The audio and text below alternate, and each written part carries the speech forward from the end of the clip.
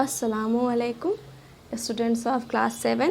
Today we are going to learn chapter 2 from your English Starburst course book, and that is The First Man on the Moon. इस chapter में हम लोग कहानी पढ़ने जा रहे हैं चांद पे जाने वाले पहले इंसान के बारे में। चैप्टर शुरू करने से पहले एक एक्टिविटी है, जैसे कि यहाँ पे पिक्चर्स दिए हुए हैं ऊपर में और उसके नीचे उसका डिस्क्रिप्शन है, बट ये पिक्चर और जो डिस्क्रिप्शन है वो मिसमैच्ड है। आपको उसका सही पेयर ढूंढना है, मीन्स सही मैच डिस्क्रिप्शन ढूंढना है। फॉर एग्जांपल ये पहला पिक्चर है, इसका सही डिस्क्रिप्शन कौन सा होगा? एस्ट्रोनॉट। तो बाकी जितने भी पिक्चर्स हैं उसका डिस्क्रिप्शन, सही डिस्क्रिप्शन आप लोग चूज़ करेंगे और उसको मैच करेंगे। अब चैप्टर स्टार्ट करते हैं। Astronauts Neil Armstrong and Edwin Aldrin were the first men to walk on the moon. They spent a total of 21 hours on the moon. This is an account of their historical experience.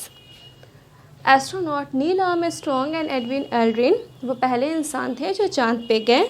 वहाँ उन्होंने total 21 hours गुजारे, means 21 घंटा। और उनके जाने में या उनको जो भी उनका मिशन था उसमें उनको कितनी सारी परेशानियाँ आई या उनका एक्सपीरियंस कैसा था, इस कहानी में हम लोग इसी के बारे में जानेंगे। The first crisis the lunar explorers faced came just short of moon fall. Means कि अभी चांद पे लैंडिंग होने में देरी थी कि जो पहली परेशानी थी उसका उन लोगों का उससे सामना हो गया। The Apollo 11 lunar module, code name eagle, code name क्या था? Eagle, was still 9.5 kilometre, that is 6 miles up when the vital guidance computer began flashing an alarm. It was overloading. अभी पहुंचने में कितनी दूरी थी? करीब 6 माइल्स की दूरी थी कि जो भी उनका कंप्यूटर सिस्टम था उसमें से अलार्म बजने लगा या अलार्म उसने दिया या कोई सिग्नल दिया जिसमें क्या लिखा रहा था? इट वाज ओवरलोडिंग, मीन्स कि अब वो उसमें दिक्कत शुरू हो गई थी। Any second it could give up the ghost under the mounting pressure and nothing the two astronauts could do would save the mission. किसी भी वक्त वो सिस्टम फेल हो जाना था और इन दोनों एस्ट्रोनॉट्स के पास कोई रास्ता नहीं था, जिसके पास या कोई ऑप्शन नहीं था जिससे वो इस मिशन को बचा सके, सेव कर सके। While Michael Collins stayed in orbit around the moon, Neil Armstrong and Buzz Aldrin left in the lunar module to make the first manned landing on its surface. Michael Collins जो थे वो orbit में ही रह गए और lunar module में कौन बचे? Edwin Aldrin and Neil Armstrong. अब उन दोनों को क्या करना था? ये हिस्टोरिकल काम करना था, मीन्स चांद पे पहला कदम रखना था। वो पहले इंसान होने वाले थे जो चांद पे जाने वाले थे।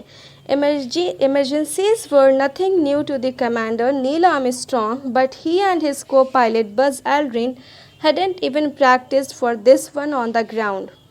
No one believed it could happen. Emergencies या परेशानियाँ उनके लिए कोई नई बात नहीं थी, कोई नई चीज़ नहीं थी। उनको ऐसे सिचुएशंस का सामना करना पड़ता है, करते रहते हैं वो, लेकिन इस ग्राउंड पे यहाँ आके ऐसा हो जाना कुछ, इस बात को किसी ने सोचा नहीं था और इस बात पे लोगों को यकीन नहीं आ रहा था कि अब यहाँ क्या करें। Sweeping feet first towards their target, they pressed ahead as controllers on Earth waited hurt in mouth. अब वो क्या करने लगे? लैंडिंग की तरफ आगे बढ़ने लगे और जो अर्थ पे, मीन्स ज़मीन पे जो कंट्रोलर्स थे, जो कंट्रोल किए हुए थे, वो बहुत बेचैनी से, बेसब्री से इंतज़ार कर रहे थे कि अब आगे क्या होगा, क्या वो लैंड कर पाएंगे या नहीं कर पाएंगे। Racing against the computer, eagle slowed and then pitched up right to stand on its rocket plume and give Armstrong his first view of the landing site, the wrong one.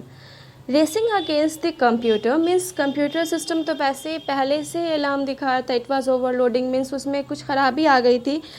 अब eagle जो है थोड़ा slow down हुआ और एक जगह पे रुका और सीधा खड़ा हुआ ऑन दी रॉकेट प्लूम। यहाँ पे प्लूम कहा गया है रॉकेट से जो स्मोक निकलता है उसको। और आर्मस्ट्रॉन्ग को वो पहला नज़ारा दिखा जहाँ पे वो लैंड करने वाले थे, और नील आर्मस्ट्रॉन्ग ने क्या कहा, द रॉन्ग वन, मीन्स कि वो गलत जगह पे आ गए थे। They had overshot by 4 miles into unfamiliar territory and were heading straight for a football field size crater filled with boulders the size of Volkswagen।